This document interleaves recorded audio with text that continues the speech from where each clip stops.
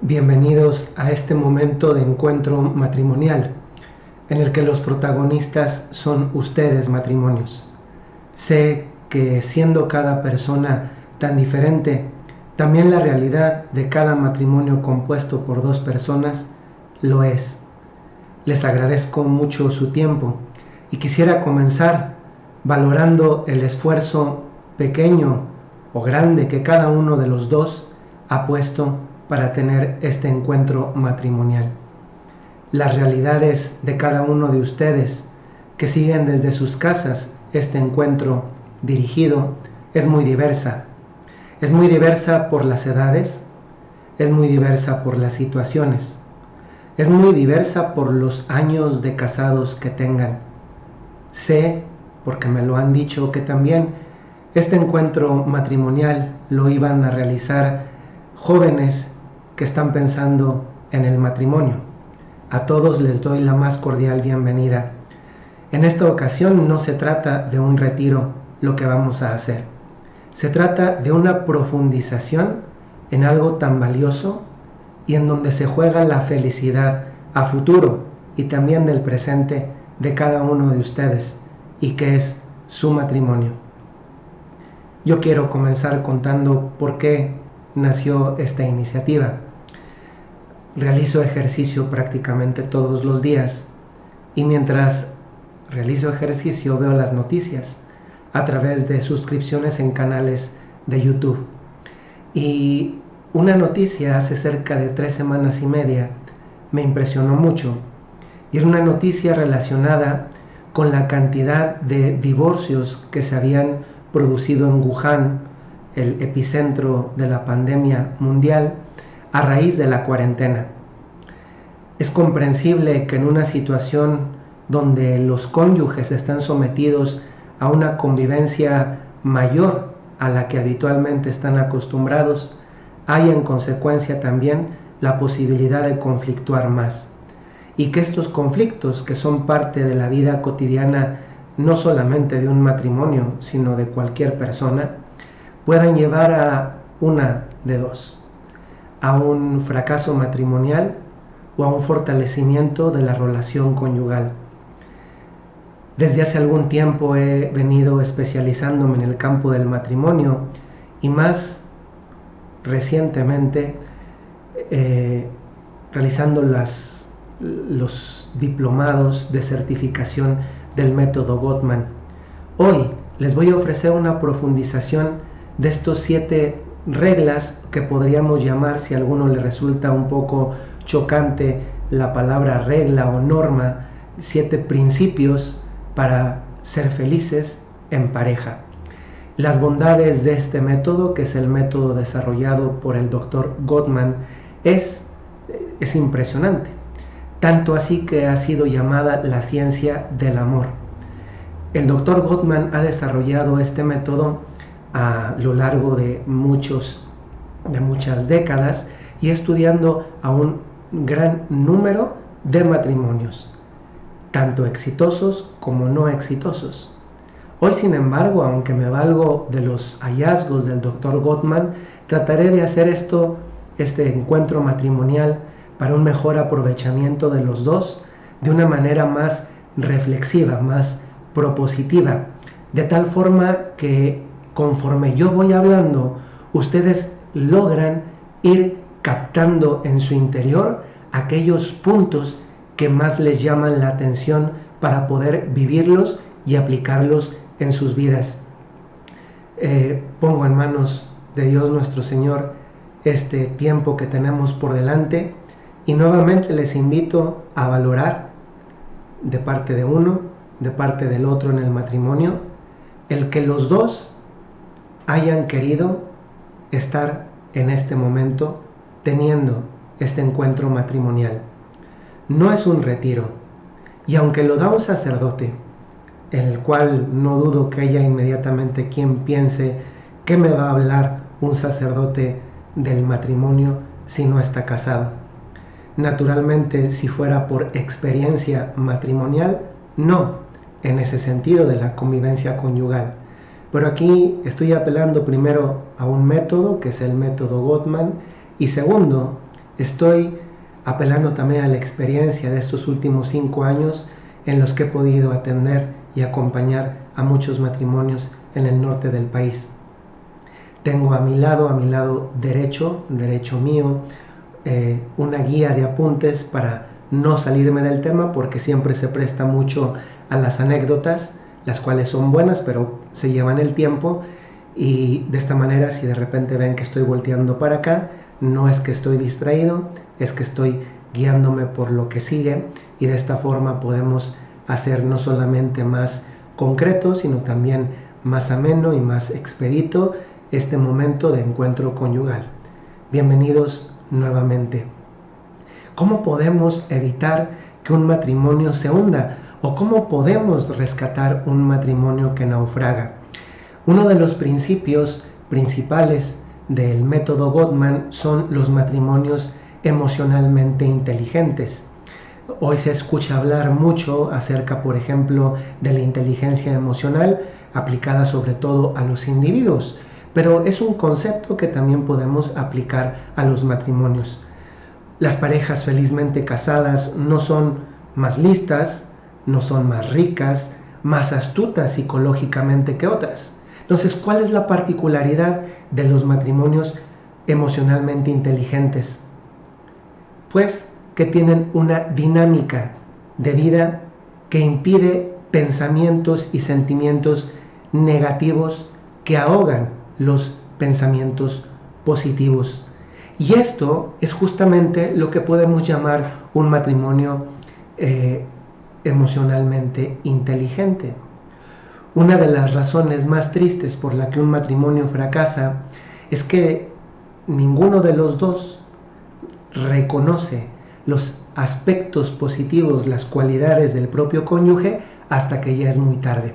Si alguno ha tenido oportunidad de ver la película de Historia de un matrimonio, producida por Netflix, es una historia que trataré de no darles un spoiler, pero donde queda reflejado perfectamente esto, que comienzan a redescubrir las cualidades mutuas hasta que no están en una situación extrema. Se las dejo como tarea, ver la película juntos y ver, especialmente cuando comienza el conflicto, qué es lo que cada uno comienza a volver a valorar del otro. A menudo un buen matrimonio da por sentado pues que cuenta con el otro. Hay pruebas documentales que demuestran lo dañino que puede resultar para los dos no reconocer este tipo de elementos positivos y centrarse especialmente en los negativos. Yo creo que hoy en día, en que tantas personas, cuando digo yo creo, me refiero yo creo porque lo dice el método Gottman, siempre que diga así, por si se me escapa, a veces son maneras coloquiales de hablar, está haciendo referencia a los estudios de Gottman, aunque muchas veces ya no lo diga y lo dé por sentado para que esto no parezca una clase. Cuando un matrimonio comienza a hundirse, no son solamente los cónyuges los únicos que sufren, y a veces precisamente porque faltaba este aspecto de ser un matrimonio emocionalmente inteligente, es decir, volvemos al punto, dado que esto es algo importante, emocionalmente inteligente, que tiene dinámicas para fijarse otra vez en los aspectos positivos del propio matrimonio. Y esto podría convertirse ya desde este momento en un examen personal. En el matrimonio, en su matrimonio, hay dinámicas para fijarse nuevamente en los aspectos positivos del otro, y naturalmente, si digo del otro, me refiero también en los aspectos positivos que de por sí puede tener el propio matrimonio. El método Gottman ofrece la primera visión real de funcionamiento interno de un matrimonio, y los resultados de esos estudios, realizados a lo largo de varias décadas con cientos de matrimonios, son justamente eso, los resultados y no opiniones, los que fraguan esos 7 principios. Son además la base de una terapia matrimonial que funciona a corto plazo. De hecho, el corto plazo son 9 meses. Y es un enfoque que contrasta con las terapias tradicionales ofrecidas por la mayoría de los terapeutas familiares.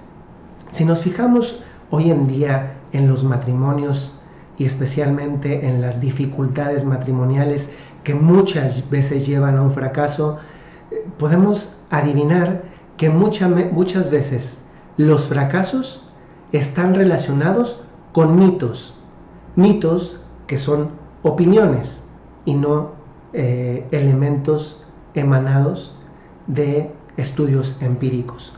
Por ejemplo, primer mito de por qué un matrimonio fracasa. Se dice que la comunicación es la receta para un matrimonio feliz. Este principio entra en crisis cuando la pareja entra en un conflicto, pues cada uno de los dos, véanlo si no les pasa en su matrimonio, se centra en su herida, en lo que siente, y por tanto la comunicación queda dañada. La técnica más común en este sentido es la técnica de la escucha activa, que forza a los cónyuges a ver la perspectiva de su pareja, esperando llegar por medio de ella a la solución de un conflicto sin ira. Un ejemplo concreto de en qué consiste la escucha activa. Primero, este método encuentra su origen en un método de Carl Rogers, que es una adaptación del método de Carl Rogers en el que este terapeuta dejaba hablar al paciente y no lo interrumpía. Eso se traslada al ámbito del matrimonio, en el que se supone que bastaría dejar que el otro hable y se queje sin que yo le interrumpa, incluso si se está quejando de algo que tiene que ver y es doloroso en consecuencia con el propio matrimonio. Es evidente que cuando algo nos hace sentirnos amenazados o orillados o calumniados, pues hace que más bien la comunicación se cierre. Hay una amplia gama de terapias basadas en solución de conflictos, pero todas, incluyendo esta de la escucha activa, tienen un muy alto índice de reincidencia. Por ejemplo, esta de la escucha activa solamente tiene un 35% de éxito, es decir que de cada 10 parejas, 7,5 no tienen éxito en las sucesivas recaídas. ¿Qué otros mitos sobre el matrimonio hay? Acabamos de ver uno de que la comunicación por sí misma basta. Hemos visto que la comunicación por sí misma pues no es suficiente. Otros mitos, por ejemplo, dicen que la neurosis o los problemas de personalidad arruinan el matrimonio. Pues es evidente que cada persona tiene un temperamento, un carácter, una personalidad distinta. De hecho, en eso se basan, por ejemplo, los test de carácter o de temperamento. Y el hecho de que seamos distintos no supone en sí mismo que lleve a un fracaso matrimonial. De hecho, muchas veces precisamente es la complementariedad de las personalidades lo que lleva a una persona a encontrar en la otra justamente algo que le enriquece porque le complementa. Otro mito es el que quien dice que los intereses comunes hacen que la pareja se mantenga unida. Pues aquí encontramos otro elemento falso, otro mito. Supongamos el ejemplo de que a los dos les gusta el fútbol. Que a los dos les gusta el fútbol es un interés común. Qué bueno. Pero ¿qué pasa si uno le va al América y el otro a las Chivas? Uno al Real Madrid y el otro al Barcelona. Uno a un equipo y uno al equipo justamente contrario. Muchas veces puede haber un mismo interés común, pero percepciones distintas sobre ese interés común. Siguiente mito, el que dice que evitar el conflicto arruina el matrimonio. Es decir, que el conflicto es parte constitutiva del matrimonio, es verdad, pero que conflictuar necesariamente ayude a un matrimonio no siempre es así. Está el caso, por ejemplo, donde la sinceridad no siempre va a ser la mejor recomendación para los dos. Primero porque las parejas tienen distintos estilos de conflicto. Pienso, por ejemplo, ahora mismo en un matrimonio en el que cuando se pelean, él lo primero que hace es encender la televisión y buscar un canal de deportes y comenzar a verlo. Mientras que la manera como ella reacciona al conflicto es salirse a dar una vuelta o tal vez hacer algunas compras. Este matrimonio, que es un matrimonio real, estudiado, están evadiendo el conflicto. Y sin embargo, en el estudio de observación en el laboratorio, se puede encontrar que no obstante no entrar en conflicto, los dos se conocen y se valoran. Por tanto, aunque el conflicto es parte de la vida de un matrimonio, no necesariamente se debe entrar en conflicto para fortalecerlo. Otro mito: la infidelidad es la principal causa de divorcio. Y seguramente este es un tema que puede causar interés a muchos. La infidelidad, las relaciones extramaritales. Pues las relaciones fuera del matrimonio no tienen como principal motivo el sexo.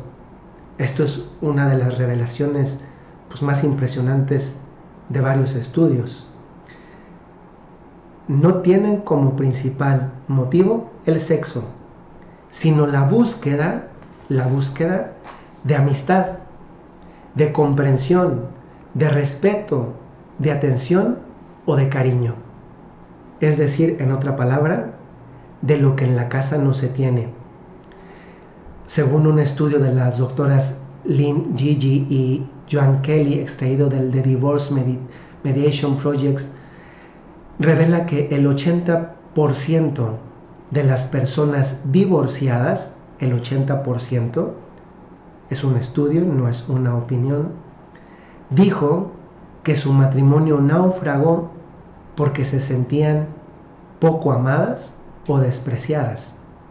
Y solo después de esto se llegó a una relación extramarital. Aquí nos tiene que quedar claro que muchas veces la relación extramarital es la cereza del pastel, no el principio que desencadena todo lo demás. Otro mito que dice, por ejemplo, que los hombres no están biológicamente hechos para el matrimonio. Según esto, los hombres serían mujeriegos por naturaleza y las hembras serían las encargadas de cuidar de los hijos y ellas mismas buscarían a un único compañero para que cuide de ellas. Se toma un ejemplo, por ejemplo, en este caso, de los animales. Pues una cosa es lo que sucede con otras especies y otra cosa es lo que sucede con los seres humanos. La realidad es que desde que las mujeres, este es un dato de la doctora Annette Lawson del Berkeley Institute of Human Development, que dice que desde que las mujeres comenzaron a trabajar, el número de relaciones extramaritales es ligeramente, por estadística, un poco mayor que entre los hombres. Eso es demoscopía, eso es estudio, esa no es opinión. Entonces, una cosa es lo que sucede en una especie no racional, los animales no racionales, y otra cosa es lo que sucede en los seres humanos. Esto obviamente es un mito. Otro mito para justificar a veces los fracasos matrimoniales. Cuando se dice que los hombres y las mujeres son de distintos planetas, seguramente ustedes conocen esos libros de tipo las mujeres son de Venus y los hombres son de Marte, o al revés, no recuerdo exactamente cómo es la terminología exacta del título del libro. Y según esto, la diferencia de sexos es lo que contribuye, o más bien se encontraría en la diferencia de sexos, la causa de los problemas maritales. La realidad es que el factor determinante para que una mujer se sienta satisfecha con el sexo, romance y pasión en su matrimonio, otra vez, resultados de estudio, el 70% ha dicho, es la calidad de amistad con su pareja. Lo que hace que una mujer se sienta satisfecha en la sexualidad, en el romance y en la pasión es la calidad de su amistad con su pareja en un 70%. ¿Y qué pasa en los resultados con los hombres? Para los hombres, el factor determinante es también un 70% la calidad de la amistad con su pareja. Dicho esto, pues al final, hombre y mujer vienen del mismo planeta. Otro mito. Bueno, vamos a dejar los mitos. Vamos a centrarnos ahora en qué es lo que hace funcionar entonces un matrimonio. Hay quien ha dicho, lo hemos mencionado hace un momento, que es la comunicación y la resolución de conflictos. Es verdad, pero eso no basta en sí mismo para dar vida en un matrimonio. Matrimonio feliz no equivale a discutir. Discuten igual las parejas infelices que las felices por dinero, por trabajo, por los niños, por el mantenimiento de la casa, por el sexo, por la familia política. Matrimonios felices o infelices discuten por los mismos temas. El misterio aquí, el punto aquí es cómo logran moverse con desenvoltura a través de esas dificultades y mantenerse amigables. A través de la observación de este punto concreto, fue que Gottman descubrió 7 similitudes en la mayoría de los cientos de matrimonios estudiados a lo largo de décadas.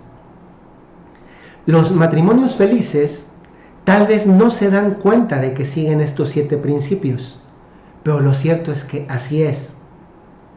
Si se falla en alguno de esos 7 principios o aspectos, o a veces generalmente en alguno de ellos, es cuando el matrimonio comienza a ir en picada. Los matrimonios que llegan a dominar estos 7 principios de los cuales vamos a hablar, pueden tener la certeza de que su matrimonio prosperará. ¿Qué pruebas hay de esto? Pues primero, la efectividad. Muchos de los estudios de terapia y los estudios que luego se aplican como terapia, pues muestran que en la reincidencia el nivel de éxito es muy bajo. Y aquí hay 2 factores. Primero, el tiempo y segundo, la reincidencia. La terapia de Gottman da un resultado en un tiempo de 9 meses, cuando la terapia se hace bien. Y el índice de recaída, mientras que en otros métodos y terapias es muy alto, en Gottman es solamente del 20% en la recaída. Y aquí llegamos a uno de los principios más importantes que también en este momento para ustedes se convierte en un punto de reflexión. Porque este es, así como ya dijimos que los matrimonios emocionalmente inteligentes, es decir, los que tienen las dinámicas para encontrar elementos positivos del propio cónyuge y del matrimonio, es un pilar del método. Otro pilar del método Gottman, de la terapia para parejas, o de los principios para desarrollar un matrimonio sólido, duradero, feliz, es la amistad. Los matrimonios felices están basados en una profunda amistad. Y como dijimos que esto no se trata de una clase, aunque en este momento introduciéndonos para comprender mejor, porque llegar directamente a los principios sería muy cómodo y fácil hacerlo, pero sería muy pobre porque no entenderíamos los fundamentos. Y también nos da esto que estoy haciendo una mejor comprensión. La base del programa de Gottman es la amistad. Los matrimonios felices están basados en una profunda amistad. Se conocen íntimamente. Conocen sus gustos, conocen la personalidad, las esperanzas que tiene el cónyuge, los sueños que guarda el otro. Pregunta: ¿tú puedes decir que eres amigo, que en tu relación matrimonial hay una amistad entendida como este conocimiento profundo del otro? Puede parecer prosaico, aburrido, de antaño, pero la realidad es que esto es uno de los pilares que arroja el estudio. La amistad como principio, como pilar de todos los demás principios. La amistad aviva las llamas de la pasión porque ofrece la mejor protección contra sentimientos negativos. Pensemos nosotros mismos la relación de amistad con alguien distinto al propio cónyuge. Pensemos pues, en un amigo, los esposos, en las amigas. ¿No es verdad que a veces tú le disculpas a un amigo incluso la burla, la carrilla que te hace precisamente porque es amigo? ¿No es verdad que a veces eres capaz de disculparle a una amiga algo que te hizo porque en otro momento te escuchó, porque conoce cosas de ti que no conocen otras personas, porque tú conoces cosas de ellas? Yo recuerdo conviviendo con un grupo de matrimonios como muchos esposos, yo estaba ahí ese día con ellos, como muchos esposos hacían carrilla, burla, bullying a uno de los que estaban allí. ¿Y saben quién salió en defensa de él? La propia esposa. Relación de amistad. Yo salgo y te defiendo. El arma secreta de una pareja feliz es el redescubrimiento de la propia amistad. Esto no evita que los matrimonios discutan, pero sí les da un arma secreta, porque a veces con una pequeña payasada el momento de tensión queda desarticulado. Piensen, yo recuerdo como a veces con los amigos alguien hacía una tontería y después tú hacías pues una payasada y ya el otro se reía y ya la risa te daba a entender que te había disculpado aunque hubieras metido el pie. Aquí en este contexto de la payasada, que yo he dicho rápidamente, entra un concepto, ya no es un pilar, pero sí es un concepto importante de estos principios, que es los intentos de desagravio. El concepto intento de desagravio indica cualquier frase o acción cómica o no cómica que impide que la negatividad aumente sin control. Los intentos de desagravio se convierten entonces en una manera concreta como la amistad se lleva a cabo. Si una pareja disfruta de una buena amistad, ambos se vuelven expertos en enviarse intentos de desagravio y en interpretar de forma correcta los que a su vez están recibiendo. Si una pareja se encuentra que es propensa a la negatividad, incluso con intentos de desagravio clarísimos, es decir, si hay mucha negatividad, mucho comentario negativo e incluso uno de los dos intenta hacer un acto de desagravio explícito como diciendo discúlpame, no lo vuelvo a hacer, pues tal vez tendrán un índice bajo, pero tiene el índice bajo no porque el intento de desagravio sea deficiente, sino porque la negatividad está muy alta. ¿Cuál es una clave constante que revela el estudio como elemento de éxito y también a veces como propósito que da sentido a todo el matrimonio? Pues es el sentido de trascendencia. Por sentido de trascendencia entendemos respaldar las esperanzas y aspiraciones de tu pareja que dan sentido a su vida en común. A veces sucede que no es un tema que se toca cuando están en el noviazgo o en el tiempo de enamoramiento y que sin embargo en este momento también se puede volver a tocar. Si hoy te preguntaran a ti dándote una hoja en blanco y te preguntaran diciéndote escribe en la hoja cuáles son las esperanzas y las aspiraciones que hay en el corazón de tu esposo, de tu esposa. La mayoría de las peleas no trata de si tu esposo subió o no la tapa al momento de ir a orinar, de si levantó o no la ropa sucia cuando se iba a bañar o después, de que se bañó. Tiene que ver con cosas más profundas. Comprender las diferencias esenciales que provoca el conflicto entre tu pareja y tú y aprender a vivir con estas diferencias es lo que da también una ayuda a este sentido de trascendencia. ¿Qué hay hoy en el corazón de tu esposo o de tu esposa? Hay señales y paso a otro punto, que nos hacen tener los ojos alerta.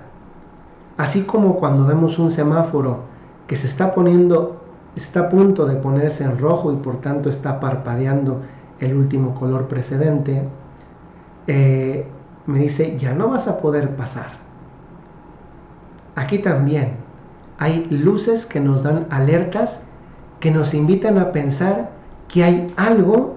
Esto es un examen de conciencia personal. Yo lo que quiero hacer con esto es suscitar las reflexiones, los pensamientos. No se trata aquí de darle codazos el uno al otro cuando toquemos algo que ataña o que uno sea capaz de percibir en el otro. No se trata de eso. Se trata de que cada uno, interiorizando lo que estoy diciendo, sea capaz de darse cuenta que puede mejorar. O más aún, que puede construir mejor. Y que le está dando señales de que es necesario comenzar a hacerlo. Hay señales que nos lanzan alertas de que algo se está poniendo especialmente mal y que por tanto puede llevar a un divorcio o una separación. El primero de ellos es el así llamado planteamiento violento, que es la manera como se plantea un asunto. Hay quienes, por ejemplo, inmediatamente se ponen agresivos y acusadores.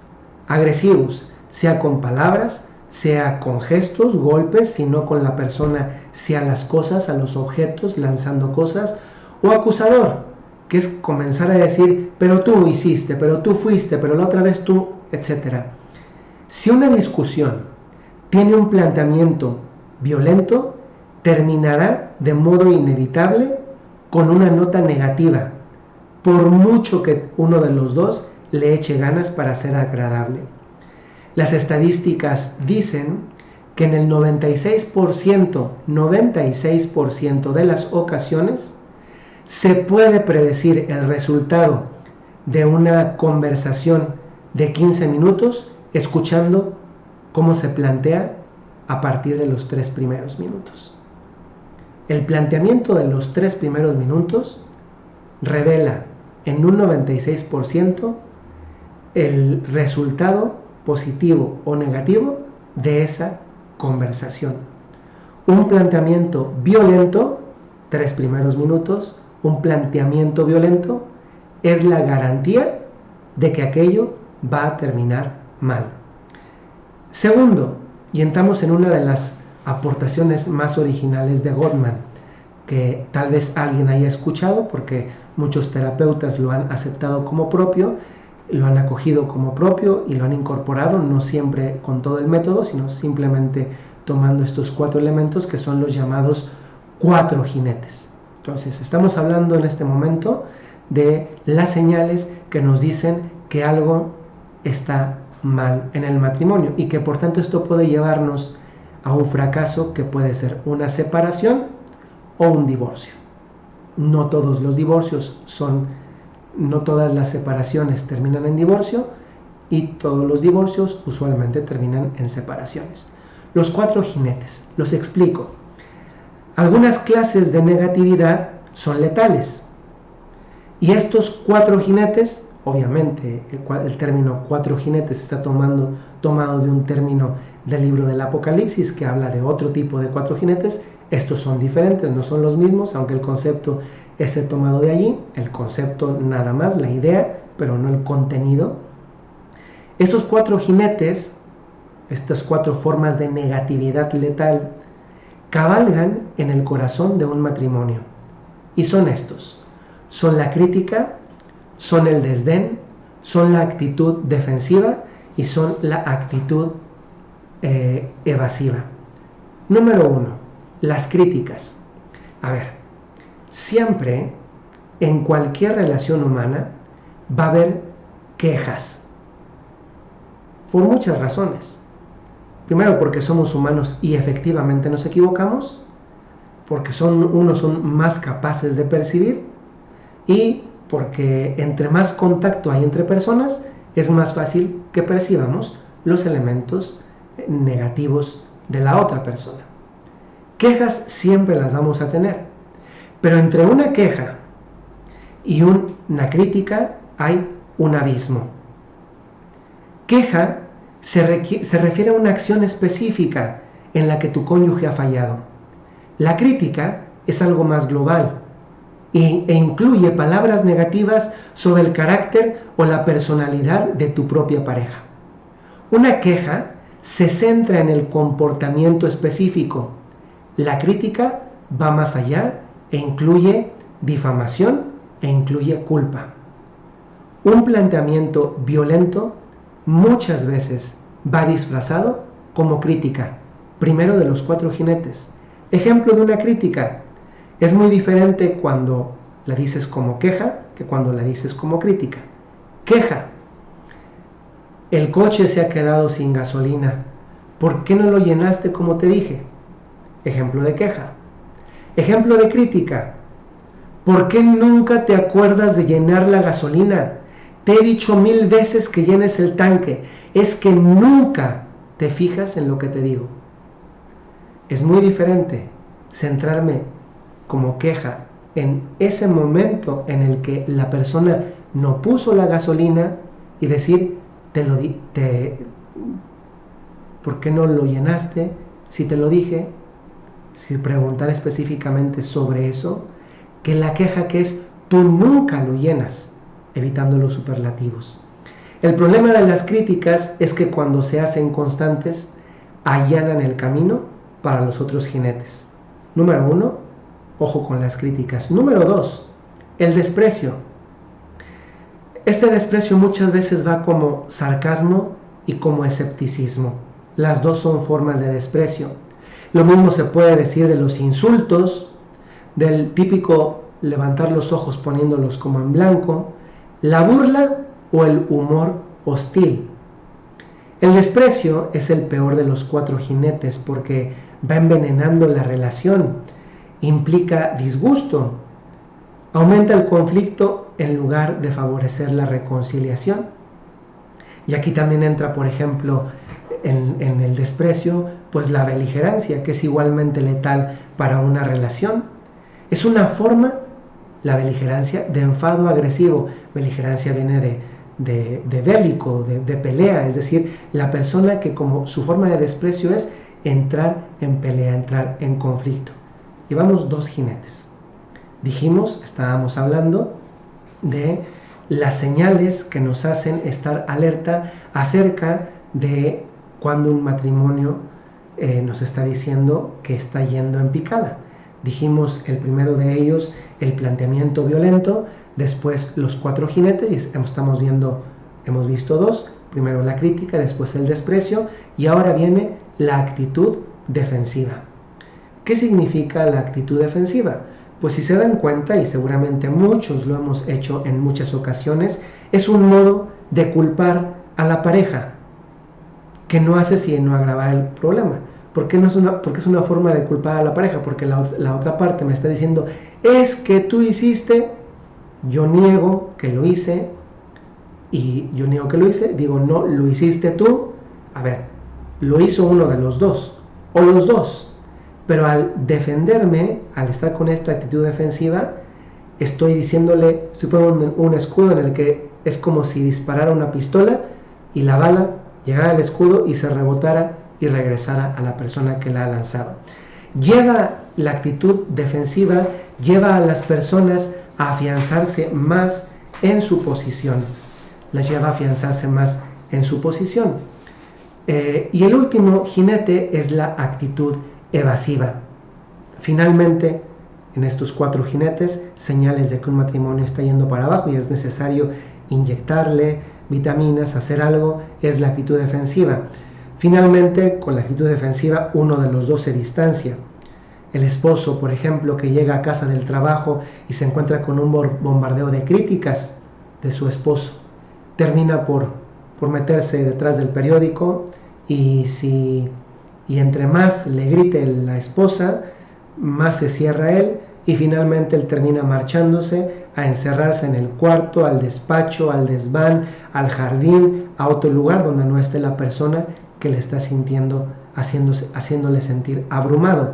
La persona evasiva actúa como si no le importara en absoluto lo que el otro dice. Y la actitud evasiva suele llegar más tarde en los matrimonios. Piensen cuántos de ustedes tienen 10, 15, 20 años, 30 años, 40 años. A veces esto llega más tarde en el tiempo. No suele pasarle a los matrimonios en los primeros años de casados, porque se necesita tiempo para desarrollarlo. Estos son los 4 jinetes. Señales, era el punto principal, señales que nos indican que un matrimonio está yendo en picada y que necesitamos inyectarle algo. Los 4 jinetes fue el primero y el anterior era el planteamiento negativo. Otro de ellos, después de los 4 jinetes, es el sentirse abrumado. Cuando las personas recurren a la evasión como una forma de protección, esto significa que lo que están haciendo es que no quieren sentirse abrumadas. Las personas llegan a evadir porque no pueden aguantar la hostilidad. Cuando una persona ya no aguanta a la otra, no aguanta su hostilidad, su verle y saber que va a haber conflicto, esto le produce un sentimiento de sentirse abrumado. Y este abrumamiento hace que la persona simplemente trate de evitar a la persona. Otra señal, esta era la tercera. Primero dijimos el planteamiento violento, después los 4 jinetes, crítica, para no equivocarme, crítica, desprecio, actitud defensiva y actitud evasiva. Tercero, sentirse abrumado. Cuarto, el lenguaje del cuerpo. Cuando las personas conflictúan, y eso lo sentimos todos, lo sentimos todos. Cuando las personas conflictúan, hay cambios físicos. Por ejemplo, durante una discusión tensa. Se puede comprobar incluso en el tipo de estrés o tensión. Y esto es una forma también de sentirse abrumado.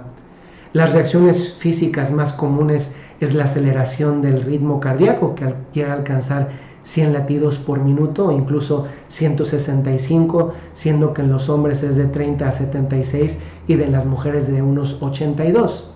Se dan cambios hormonales como la secreción de adrenalina que nos produce la huida o la lucha en el conflicto, en la discusión, o un aumento de la presión sanguínea. El hecho de que una persona se sienta abrumada con frecuencia lleva al divorcio por 2 razones. La primera, porque indica que uno de los 2 cónyuges siente constantemente una tensión emocional al tratar con el otro. Y si el otro me produce una tensión emocional, es comprensible que yo no quiera estar en consecuencia con él o con ella.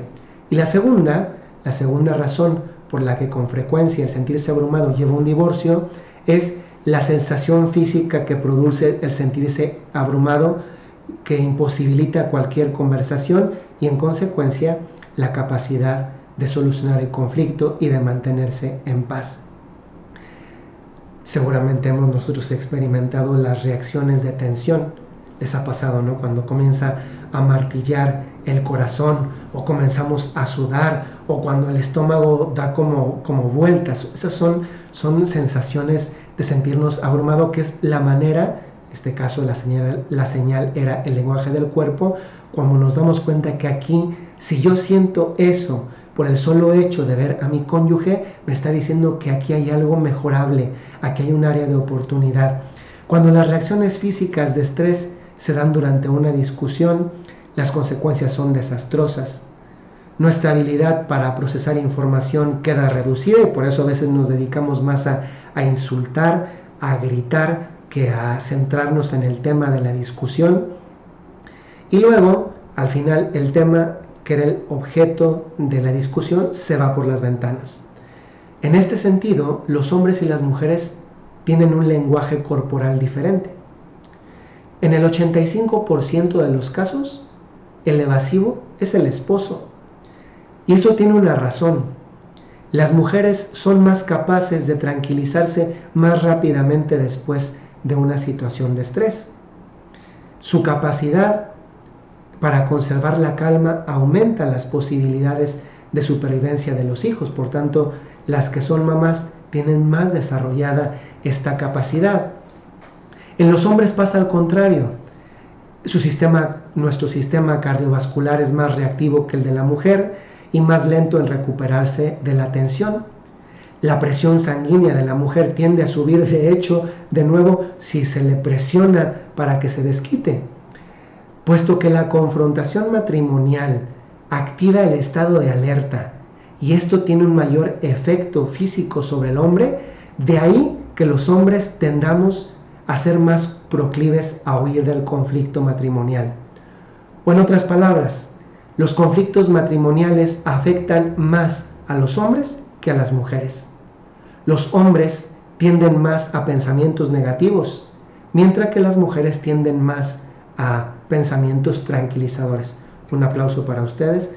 Esto es constitutivo, no, el aplauso es para ustedes, pero pues no hay un mérito de su parte. Esto es constitutivo, antropológicamente, biológicamente es así funcionan sus cuerpos, ustedes.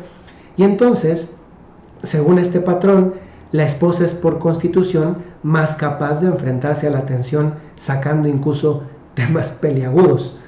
Se han dado cuenta, pues a veces la que saca el tema que no debía sacarse es justamente la esposa, pero porque ella tiene esta capacidad de vivir y sobrellevar mejor la tensión. Cuando una persona se siente abrumada, es inevitable pues que se distancie de la pareja, y esto, un distanciamiento, produce, vean, es que todo este estudio tiene una lógica apabullante. Si esto hace que se distancie la pareja, esto produce que el otro experimente ¿qué? Pues experimente soledad.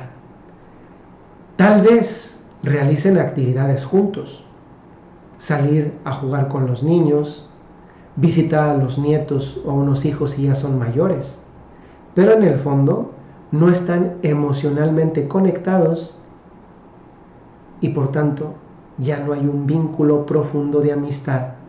No es un matrimonio emocionalmente inteligente. Otra señal, la quinta, que nos habla de que un matrimonio está necesitando más ayuda, son los intentos de desagravio fracasados.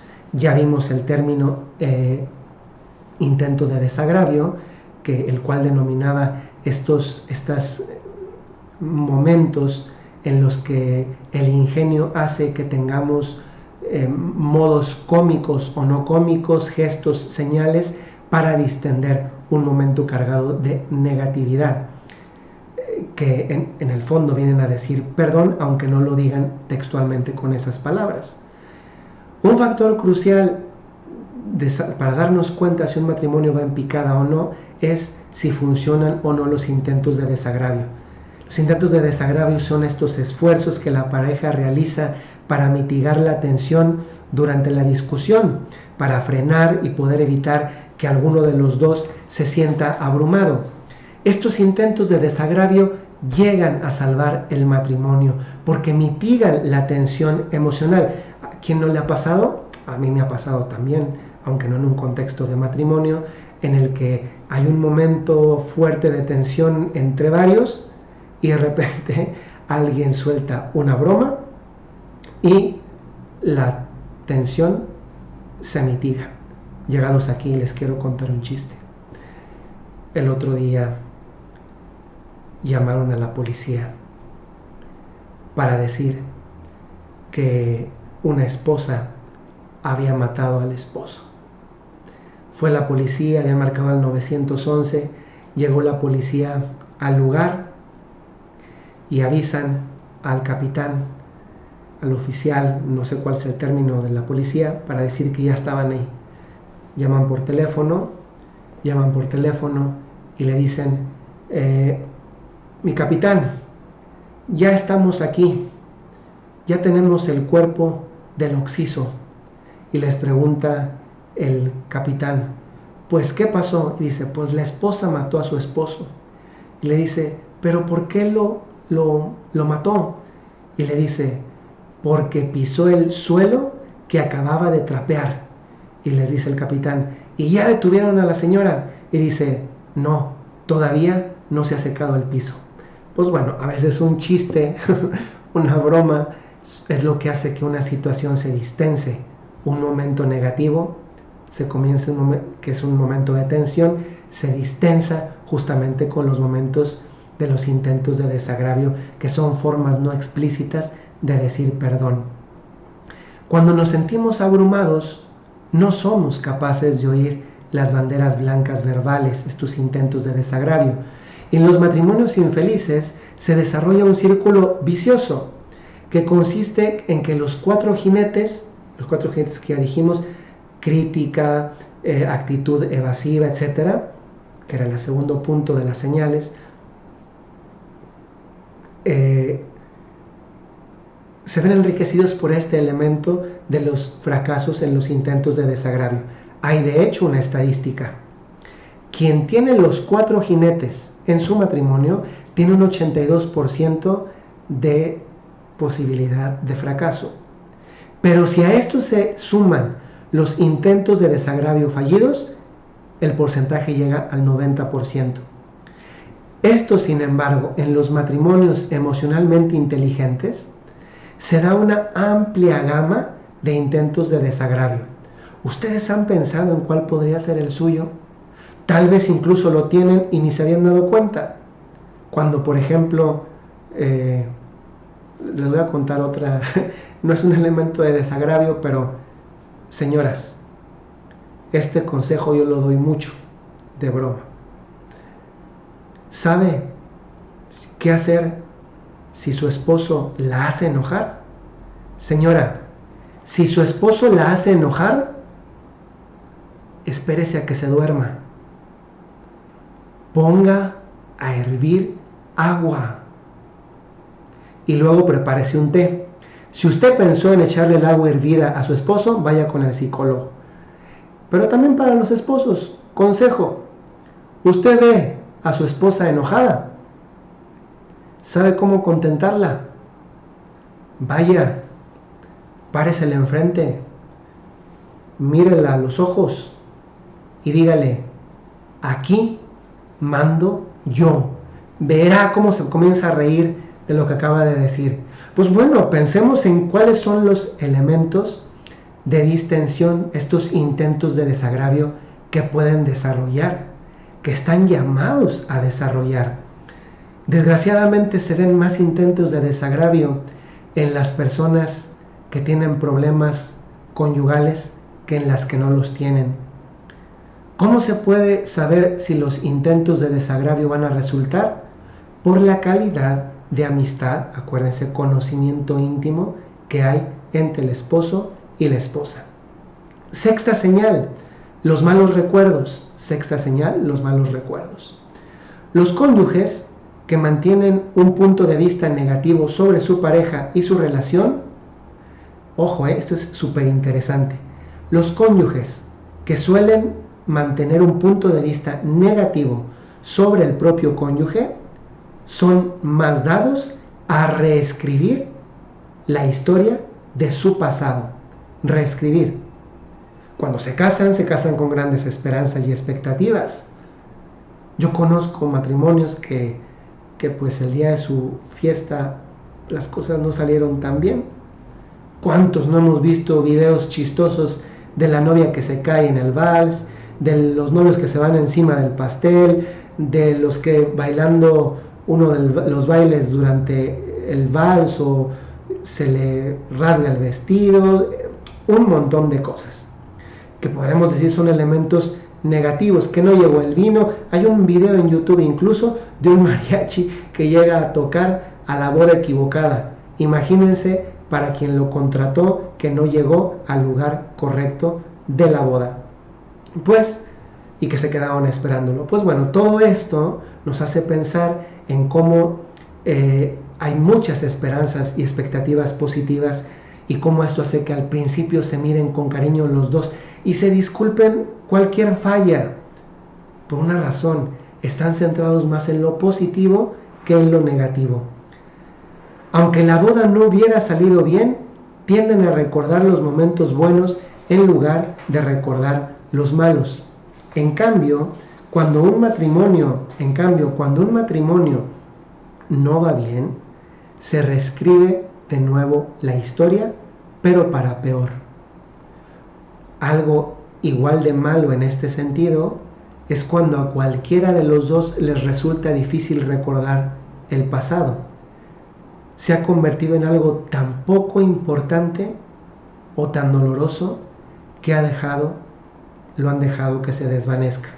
Aunque esto no es del método Gottman, una cosa que suelo aconsejar a las parejas, sobre todo cuando tengo identificado por test este punto, es invitarles a ver periódicamente fotografías del pasado, y esa es una de la parte constitutiva de los encuentros matrimoniales que tenemos cada semestre, que desarrollamos cada semestre, porque lo importante aquí es también saber aplicar la parte experiencial, de manera que justamente si se está reescribiendo para mal el pasado, es traer al presente los elementos positivos. Por eso un aspecto que se les puede quedar de tarea a ustedes es justamente esto.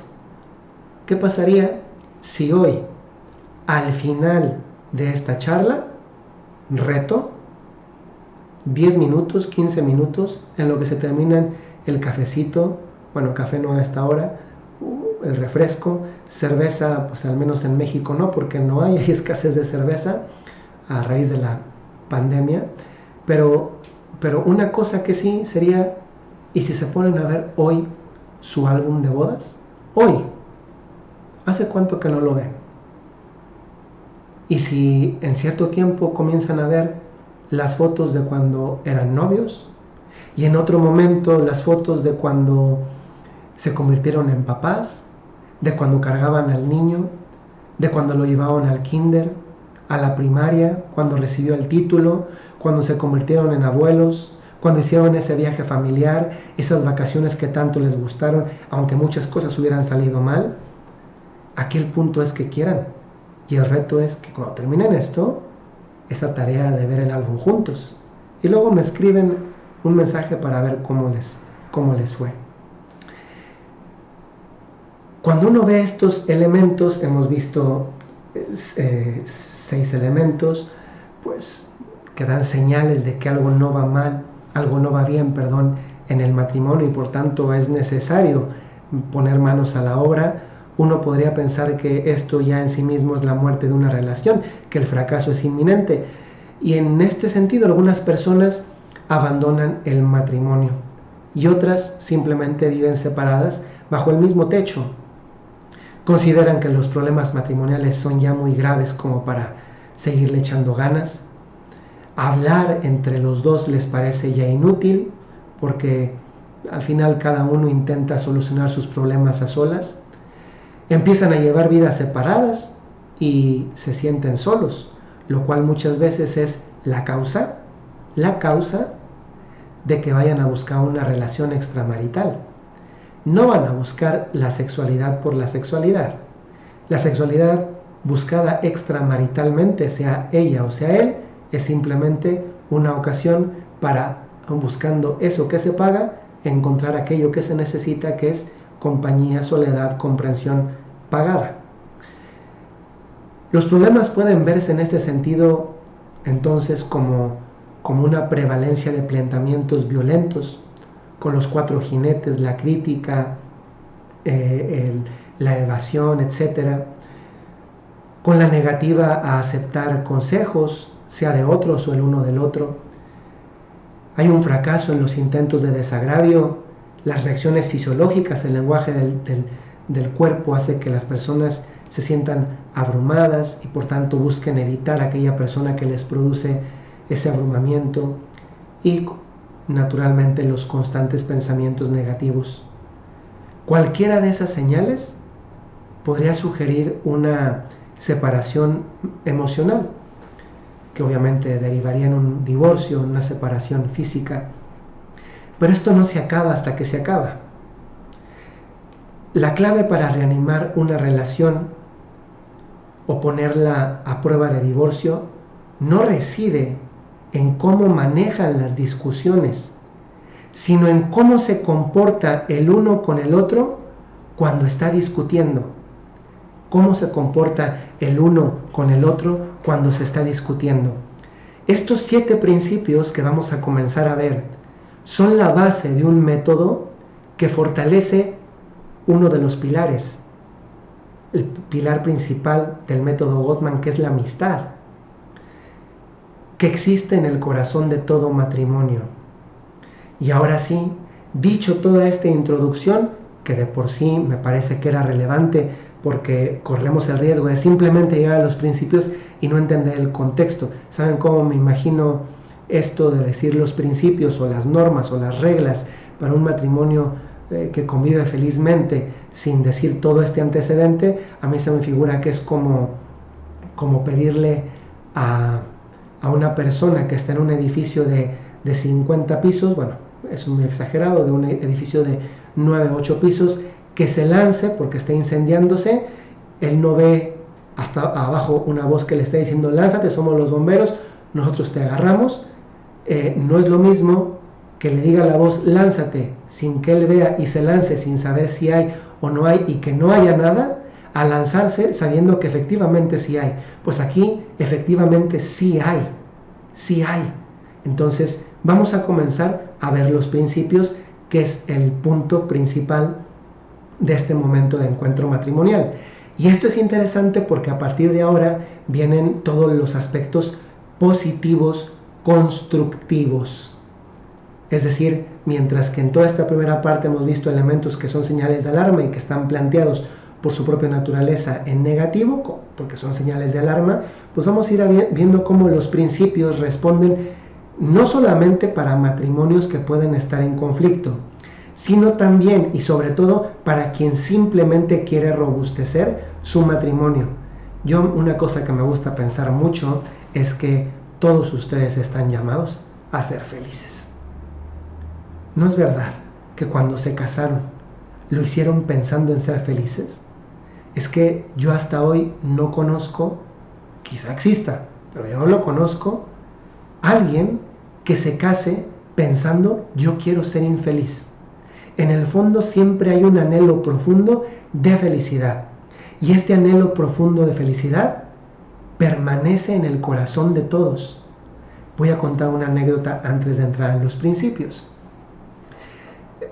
Recién fui ordenado sacerdote hace 5 años.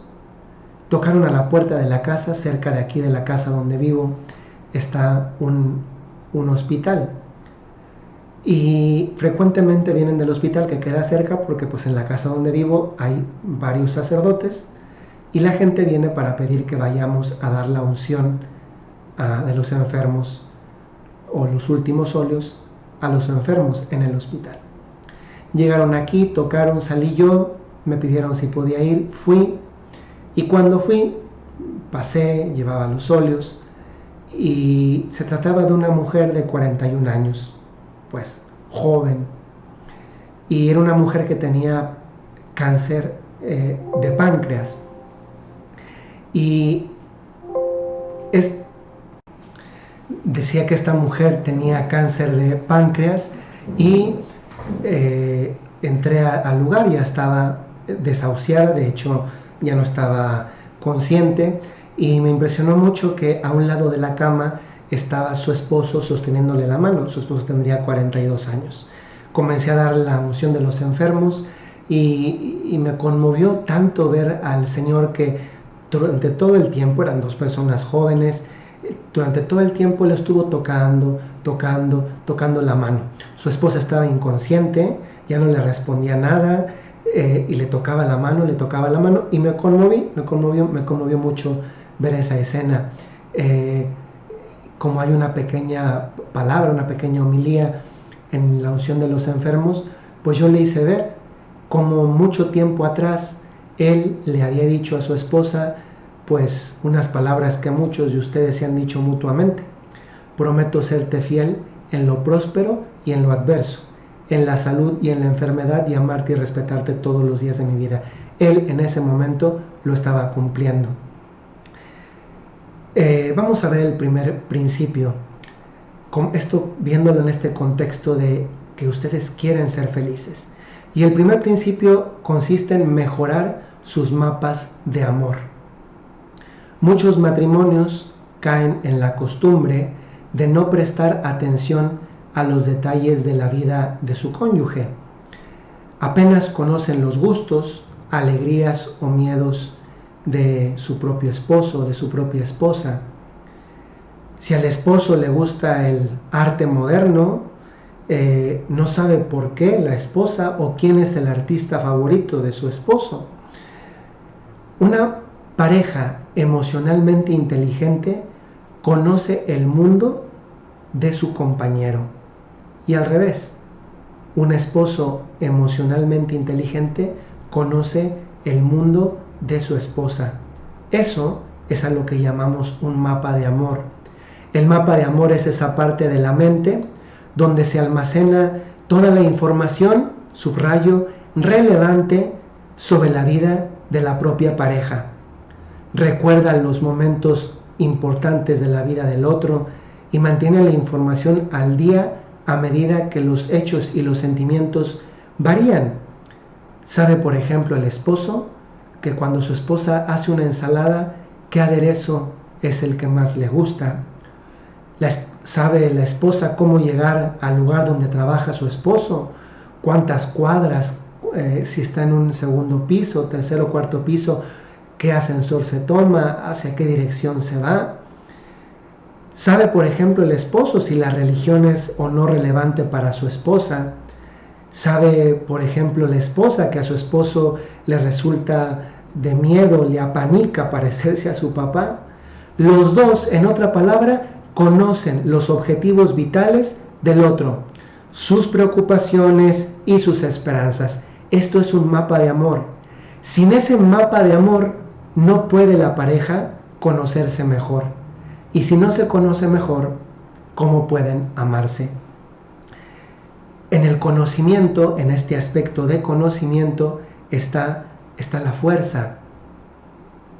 Del conocimiento surge no solo el amor, sino también la fortaleza para capear tormentas. Las parejas que cuentan con un mapa de amor están mucho mejor preparadas para enfrentarse a los problemas y a los conflictos. Una de las mayores causas, y aquí me dirijo especialmente a las parejas jóvenes recién casados, es la insatisfacción matrimonial derivada del nacimiento del primer hijo. Y tal vez los que llevan más años puedan recordar esto. El estudio de Gottman revela que el 67% de las parejas recién casadas sufren una recaída en satisfacción matrimonial con la llegada del primer hijo. Es verdad también que las parejas que mejoraron lo hicieron porque tenían detallados mapas de amor. O en otras palabras, sus mapas de amor protegieron su matrimonio. Si no se tiene un profundo conocimiento de los propios mapas de amor, es más fácil perder el rumbo cuando la vida cambia de modo súbito y drástico. Por ejemplo, en este caso del primer hijo, cuando una mujer se convierte en madre, la vida de la mujer cambia. Descubre que está dispuesta a hacer grandes sacrificios de su hijo. Si llevaba un montón de ahorros con los que pensaba comprar tal coche, tal viaje, tal, etcétera, está dispuesta a invertir ese dinero conservándolo para cuando su hijo tenga que estudiar. La experiencia de la maternidad es tan profunda que cambia todo el sistema de valores y hasta la noción de la propia identidad de la madre. Y ante algo así, un cambio tan profundo como este, el esposo se confunde porque no es esta la mujer que él conoció. Sin embargo, si hay mapas de amor, puede reconocer a su esposa. De otro modo, le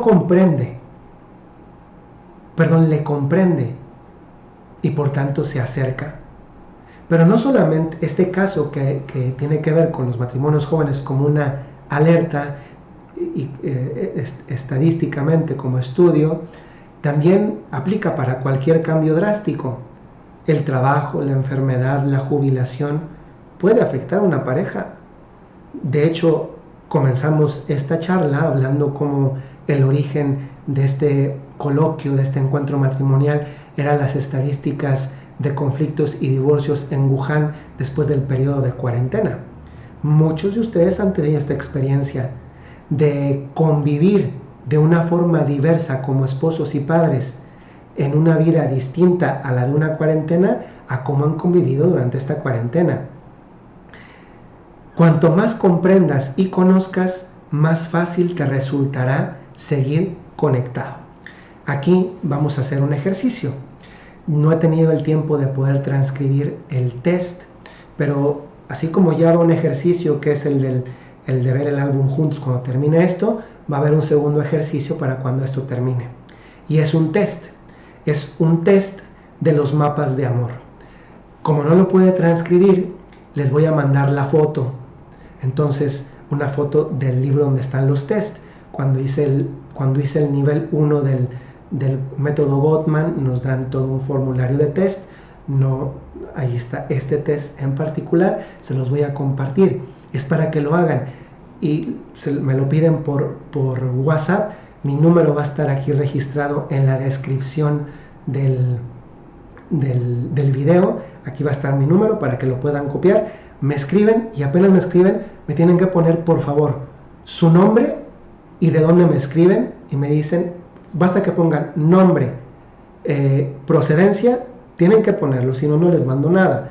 Nombre, procedencia y test, pido test, y de esa manera ya sé que lo único que tengo que hacer es enviarles el test, porque sí lo tienen que hacer hoy, de los mapas de amor.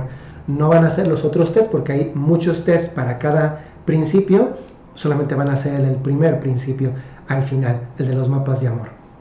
Entonces, les repito, la descripción va a estar en el video, mi número de WhatsApp va a estar en la descripción del video, me lo piden apenas termine la charla. Uno de los regalos más valiosos que pueden dar es la sensación de que el otro es conocido y comprendido.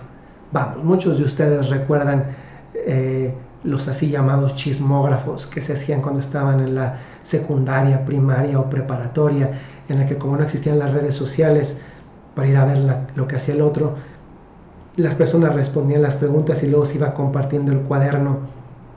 Qué bonito se siente cuando alguien te conoce, y el conocimiento es un principio de amor. Primer principio, los mapas de amor. Segundo principio, cultivar el cariño y la admiración. Los buenos recuerdos de un matrimonio son una prueba de que bajo su mutuo antagonismo que puede haber, todavía hay restos de mutuo cariño y admiración. Cuando ambos en el matrimonio conservan la sensación básica de que la otra persona es digna de ser respetada y amada, hay un plus. Podrían desenterrar sentimientos positivos y ponerlos a trabajar en su matrimonio. Y uno de esos que hay que despertar son precisamente el cariño y la admiración, que son los dos elementos más importantes de una relación duradera y gratificante.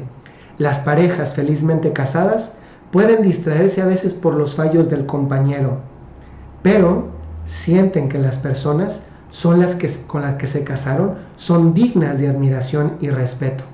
¿Cuántas veces si se fijaran más en aquello que todavía te inspira respeto, admiración del otro, te ayudaría un poco más que fijarte en lo contrario? Prueba de que una pareja todavía cuenta con un sistema de cariño es la forma como recuerdan el pasado. Al concentrarse en el pasado, es posible que detecten lo que podríamos llamar chispas de sentimientos positivos. Algunos matrimonios, es verdad, vienen con menos chispas o con menos sentimientos positivos. La estadística dice que en el 94% de los casos, las parejas que contemplan de una forma positiva la historia de su matrimonio tienen muchas más probabilidades de tener un futuro feliz. Cuando los buenos recuerdos quedan distorsionados, es cuando los matrimonios necesitan ayuda. Es esclarecedor que en un matrimonio los recuerdos no solamente deben de ser positivos, sino también muy vividos. Una visión fundamentalmente positiva es un arma poderosa cuando llegan los malos momentos. Gracias a la reserva de sentimientos positivos es que no se piensa en la separación o el divorcio. El cariño y la admiración pueden ser frágiles, es verdad, a veces porque los desgastamos con la discusión, con el conflicto. Pero cuando son conscientes de lo importante que son, para la amistad, el cariño, la admiración, entonces se puede llegar a un matrimonio verdaderamente feliz a pesar del conflicto. Al recordar cualidades positivas, puedes impedir que se deteriore el matrimonio.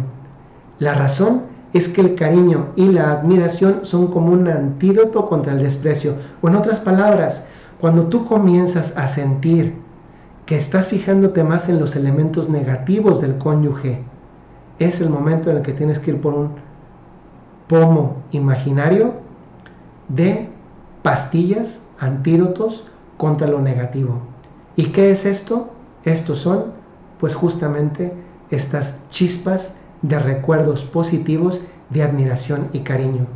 Si mantienes una sensación de respeto, es menos probable que muestres disgusto cuando discutan. Los sentimientos positivos pueden ser sacados a la luz pensando o hablando de ellos. ¿Cuántas veces el ejercicio va a consistir simplemente en pensar en lo bueno que tiene el otro? Miren, que tiene algo malo, seguro que tiene algo malo. Todos tenemos defectos, pero de que tiene algo bueno, seguramente que también lo tiene. Es menos probable que demuestres disgusto si te fijas en los elementos positivos, si piensas y también si hablas, es decir, si dices esos elementos positivos. Yo conozco personas, bueno, de hecho les pasa mucho a las mamás. ¿Cuántas veces sus hijos, cuando uno que a veces conoce a los hijos de verdad y de repente escucha hablar a la mamá y dice, ¡ay, la mamá está diciendo un montón de cosas! Que si dijera también la verdad sobre las cosas negativas del hijo, ¿pero por qué lo dice? Lo dice porque en el fondo lo quiere, cariño, y lo admira. Es una forma de admiración. Pero el decir es que antes lo pensó. Y pensar y decir refuerzan el aspecto positivo sobre la valoración que tiene del propio hijo. Pues esto mismo aplicado al esposo y del esposo hacia la esposa. A veces se puede hacer meditando sobre tu pareja y lo que te gusta de ella. Hay también un ejercicio que no lo vamos a hacer por tiempo. Tercer principio. Ya dimos el primero, mapas de amor. Segundo principio, cariño y admiración. Tercer principio, acercarse al otro.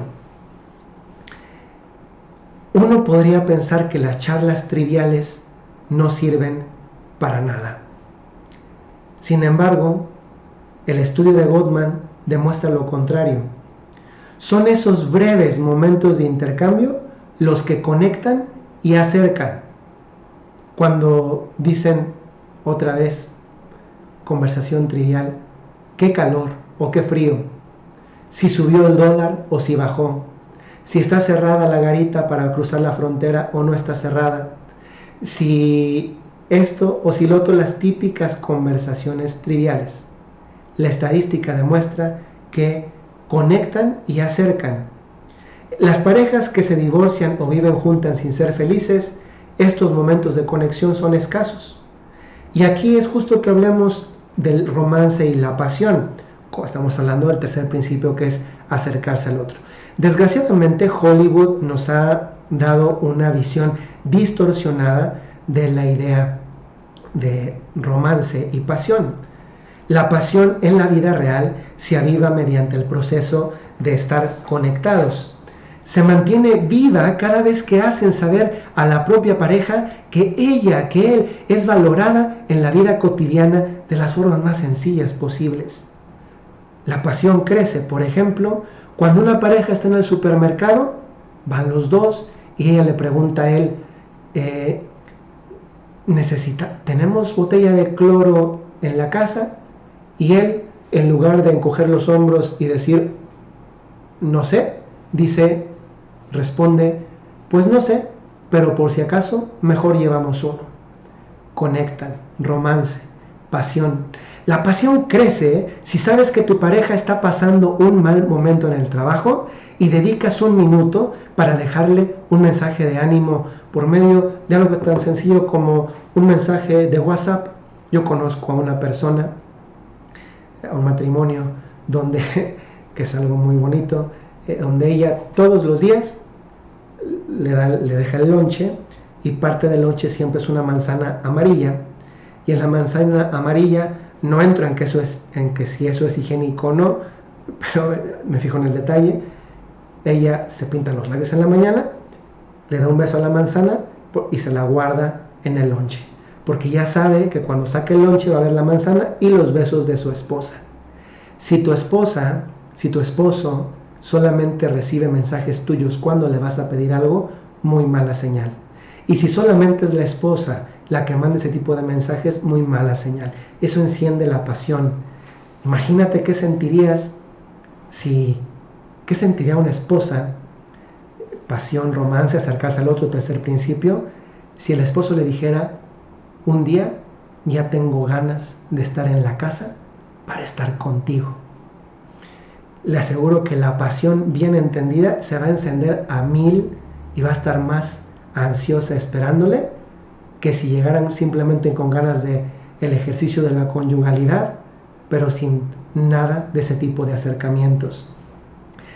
Marido y mujer deciden acercarse en lugar de apartarse. Las personas casadas hacen peticiones, incluso inconscientemente, reclamando atención, afecto, sentido del humor, apoyo. Acercarse es la base de la conexión emocional, la pasión y también de una satisfactoria vida sexual. Los cónyuges que se acercan permanecen, volvemos al concepto, a uno de los pilares, emocionalmente conectados. En caso contrario, terminan por distanciarse. La razón de esta diferencia de actitud es lo que se ha llamado la cuenta bancaria emocional. A partir de este momento, esposos, esposas, vamos a abrir una cuenta bancaria emocional. ¿Están de acuerdo? Ok.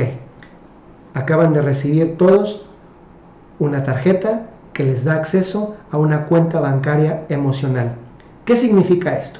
Los compañeros que se acercan están ingresando dinero a esta cuenta.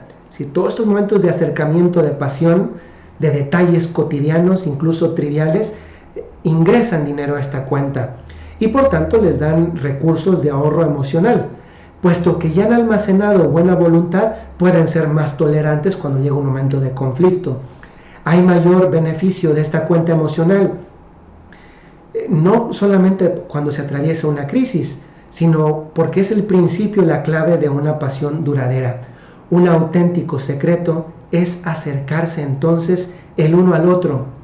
Una noche romántica, aquí entra todo lo de la conyugalidad, solo aviva la pasión cuando una pareja ha mantenido el fuego encendido estando en contacto cotidianamente. Recuerdo el caso de una pareja en la que al final terminaron separándose porque peleaban mucho y con mucha violencia psicológica, verbal de parte del esposo hacia ella, y la manera que tenía él de pedir perdón era, perdón entre comillas, para quienes nada van a estar escuchando este audio y no viéndolo, era tener sexo. Y esta mujer se sentía más usada cada vez que eso sucedía, porque no había una conexión entre los dos. Se sentía usada, porque muchas veces incluso mientras el esposo, y estamos hablando aquí con personas adultas, encontraba la satisfacción, ella ni siquiera la encontraba. El lenguaje corporal también muestra cómo la mujer tiene un proceso en el que su proceso de satisfacción es más retardado, pero una vez alcanzado es más prolongado, mientras que el proceso del hombre es más rápido, pero también más corto. Una noche romántica se aviva solo cuando hay un contacto continuo. Por eso el primer paso para acercarse es ser consciente de lo importante que son estos momentos cotidianos, no solo para la estabilidad, sino también para mantener la pasión. Esto ayuda más que un viaje de 2 semanas a las Bahamas. La conversación reduce la tensión. Esta actividad, el tema de la conversación, incluso de temas triviales, da más puntos para la cuenta emocional que reuniéndose al final del día para contar cómo les ha ido. Ojo, El objetivo de este tipo de ejercicios, de reunirse al final del día dedicando un tiempo de unos 20 minutos para hablar de cómo les ha ido, es ayudarse mutuamente a soportar las tensiones que no son provocadas por el matrimonio. Una de las variables clave de las recaídas después de las terapias matrimoniales es que las tensiones de los demás aspectos de la vida se llevan a la relación. Muchas parejas sostienen de forma natural que esta clase de conversaciones durante la cena o cuando ya se han acostado les ayudan, pero a menudo la conversación aumenta el grado de tensión porque uno de los dos se frustra, eso es importantísimo, se frustra porque siente que el otro no le escucha. No es escuchar cuando uno de los dos toma el móvil y le está haciendo así al Instagram, al Facebook, al Twitter. No. Escuchar es concentrarme en el otro. Es abrazar al otro, tener al otro conmigo, escucharle. Yo recuerdo, no tengo esta experiencia matrimonial, pero sí tengo esta experiencia humana. Yo recuerdo que estudiando en Salamanca, en España, estaba con el superior que me atendía en ese momento en dirección espiritual, y siempre que llegaba el escritorio estaba yo del otro lado y el director espiritual de este lado. Y cuando yo llegaba, el padre se volteaba a la computadora y comenzaba a escribir y me decía, usted hable. Y pues yo hablaba. Pero un día, y así pasó un semestre, 8 meses, hasta que un día le dije, padre, es que no me siento escuchado, atendido. El padre me pidió disculpas, porque la verdad es que sí me escuchaba, tenía una capacidad de trabajo maravillosa en la que podía escribir, y una vez que yo terminaba, dejaba la computadora, se volteaba y me respondía todo lo que yo le había contestado. Pero el punto no era que me respondiera como una máquina, el punto es que yo necesitaba la atención de él. Pues muchas veces el problema es que, aunque se dedican a esos espacios, la otra persona no se siente escuchada. ¿Cuál es el momento adecuado para la conversación? Pues hay personas que necesitan decirlo todo apenas llega el momento de encontrarse, y otros que necesitan un poco más de tiempo de ambientación. Una conversación de este tipo no debería durar más de 20 minutos y tiene una regla de oro. La regla de oro es hablar de lo que quieras, siempre y cuando sea algo externo al matrimonio. O en otras palabras, en ese momento no es para arreglar problemas matrimoniales. Simplemente es una oportunidad para ofrecer apoyo emocional, y esto sí requiere escucha activa, y por eso aquí sí funciona la escucha activa. No como al principio, que decíamos que uno de los mitos es que funcionaba en la comunicación basada en la escucha activa, pero es que la escucha activa de eso que fallaba era que se centra en escuchar sin hablar, sin interrumpir, pero hablando de los conflictos del matrimonio, mientras que aquí funciona porque el tema del que se habla no son los conflictos del matrimonio, es todo aquello de lo que se quiere hablar que no sean conflictos matrimoniales, porque eso une y me hace percibir cómo está el otro. Vamos a ir a otro punto, ya debo ir terminando. ¿Hay instrucciones para sostener este tipo de conversaciones? Sí, vamos a ver varias. Número 1, hablar por turnos. Dijimos que si hay 20 minutos, pues le toca a uno 10, el otro le toca 10. Y en ese tiempo se escucha y no se interrumpe. Tal vez en alguna ocasión uno necesite más tiempo y otro menos tiempo, pero hablar por turnos, no interrumpirse. Segundo, no des consejos si no te los piden. Si se apresuran a sugerir, él o ella van a sentir que le están quitando importancia a lo que están diciendo. Es como si alguien te dijera, tranquilo, tranquilo, no es para tanto. La comprensión va antes que el consejo. Muchas veces tu pareja no quiere una solución de ti, sino que le escuches o arrimes el hombro para que pueda llorar. Hay una diferencia en este caso entre hombres y mujeres. Ellas son más sensibles a los consejos, por eso reaccionan de manera negativa si tú intentas darle un consejo de inmediato, porque lo que ella quiere sentir es comprensión y compasión. En cambio, el hombre es más tolerante con los intentos inmediatos de resolver un problema de la esposa que luego quiere dar un consejo, y aún así, si un hombre habla de sus problemas en el trabajo, lo más probable es que prefiera de ti como esposa comprensión más que una solución. El objetivo en este tipo de actos no es, se lo repito, subrayo, no es solucionar el problema, sino simplemente ofrecer apoyo. De hecho, muchas veces los hombres dan por hecho que cuando una esposa está preocupada, su deber es hacerse cargo del problema. Cuando sí queda claro esto de que muchas veces la esposa lo único que quiere es apoyo, lo único que espera de ti es que le apoyes. No es tu responsabilidad, y eso también a los hombres les da un desahogo muy grande. Instrucciones necesarias para sostener este tipo de conversaciones: número 1, hablar por turnos. Número 2, no des consejos si no te los piden. Número 3, muestra un sincero interés. No te distraigas, concéntrate en tu pareja, haz preguntas, mírale a los ojos, asiente con la cabeza, como que todos son lenguajes que fortalecen, que acercan, que fortalecen la amistad. Cuarto, comunica tu comprensión. Ejemplo, yo también estaría enojado, te entiendo perfectamente. Quinto, ponte de su lado, ofrécele tu apoyo, no te unas a la oposición. Nunca unirte a la oposición de decir, pues yo creo que quien te dijo eso tiene razón. No te unas a la oposición. Y aquí no se trata de ser sinceros, sino de ser oportunos. Hay ocasiones en que decirle la verdad a tu esposa en ese momento no es lo mejor. Mejor ser oportuno y la sinceridad dejarla para otro momento. Sexto, expresa una actitud de nosotros contra el mundo. No te preocupes, vamos a poderlo, vamos a arreglar. Eso manifiesta apoyo. Séptimo, expresa afecto. ¿Cuántas veces no sabes qué decir? Pero siempre abrazar o decir te quiero va a comunicar más que muchas elucubraciones concienzudas. Y finalmente, valida sus emociones. Yo me sentiría igual, entiendo lo que estás sintiendo, etc. Nadie debe conocer mejor a tu pareja.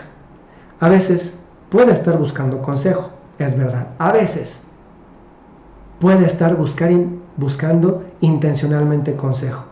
En este caso, lo que puedes hacer es decirle, ¿y cómo crees que te puedo apoyar?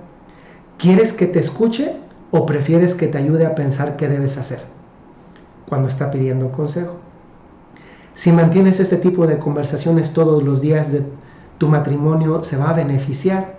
Ambos sabrán que el otro está de su lado, y eso es uno de los fundamentos de una amistad duradera. No se olviden al final de cuentas que se van a quedar como iniciaron, cuando los hijos crezcan.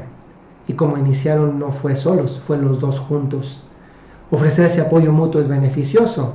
Si tu pareja te da la espalda, puedes sentirte herido o rechazado. En cambio, reconozcan la importancia de los pequeños momentos y aprendan a prestar atención. El matrimonio es como un baile.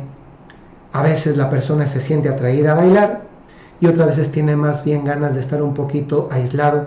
También debemos aprender a respetar su independencia. Si alguno de los dos creen que su pareja les vuelve la espalda en los pequeños hechos cotidianos o su conexión los asfixia, pues háblenlo. Miren, tenemos que terminar porque veo que ya pasó 1 hora y media. Perdón que me alargué. Faltan 4 principios. Entonces, dado que ya es tarde y también tienen que hacer los 2 ejercicios que les puse, el de ver el álbum juntos y el test de los mapas de amor, para lo cual tienen que enviarme un mensaje de WhatsApp al número que aparece debajo, que es el mío personal de la descripción, el mío personal de WhatsApp. Me mandan el mensaje, acuérdense poniendo su nombre, ciudad y pidiendo el test. Lo mejor sería que me lo mandaran los 2, porque así cada uno lo hace por separado y leyendo lo que aparece ahí, después comparten lo de los mapas de amor. Hay muchos test para cada principio. Ese es solamente uno de los 5 test de los mapas de amor, que se lleva mejor en un momento de encuentro matrimonial, en tipo una renovación matrimonial. Pero pues esto no es el caso, ni es el tiempo, solamente van a hacer un test. Les pido que me lo pidan. Quedan 4 principios, pero para eso nos llevaríamos todavía una hora más. Entonces, yo les propongo que la próxima semana, es decir, el próximo sábado, quienes escuchan este video, pues ya una vez que ha pasado el tiempo, en otro momento, pues lo van a poder ver juntos, pero quien no y quiera hacer los otros siguientes principios, vamos a hacerlos el próximo sábado, que sería 10, 11, 12, 13, 14, 15, el 16 de mayo de 8 a 9 de la noche, y va a haber 1 o 2 test más. Y si no, pues lo ven cuando puedan. Yo me tengo que despedir porque tengo que ir a rezar. Les agradezco su tiempo. Gracias a todos. Me hace muy feliz poder servirles de esta manera. Quedan 4 principios, lo advierto. Ojalá que este tiempo les haya ayudado para profundizar, valorarse mutuamente y darse cuenta que tienen oportunidades de crecimiento. Primero, siendo matrimonios emocionalmente inteligentes. Segundo, creciendo en la amistad. Identificando esas alertas, esos focos que les dicen cuidado con esto que puede llevar a fracaso, especialmente los intentos de desagravio, los 4 jinetes y el sentirse abrumados, los pensamientos negativos también, y después esos 3 primeros principios de los mapas de amor, del acercarse al otro y del cariño y el respeto y el aprecio. Entonces, los 4 principios siguientes se quedan para la siguiente semana. Espero no alargarme tanto y espero que hagan los ejercicios del ver el álbum de su boda juntos, y segundo, el test que me piden por WhatsApp. Que tengan muy buen día, muchas gracias, y si alguno estuviese interesado en querer hacer una peregrinación a Tierra Santa juntos como esposos, o dándose el regalo el uno al otro, en noviembre tenemos una. Cada año organizo una peregrinación. Casi siempre la mitad de los peregrinos son matrimonios y tienen la oportunidad de renovar sus votos matrimoniales en el lago de Genesaret, al norte en Galilea, también conocido como Mar de Galilea, aunque es un lago. Si alguien está interesado, también puede pedirle información por WhatsApp. Que tengan muy buena noche. Hasta luego.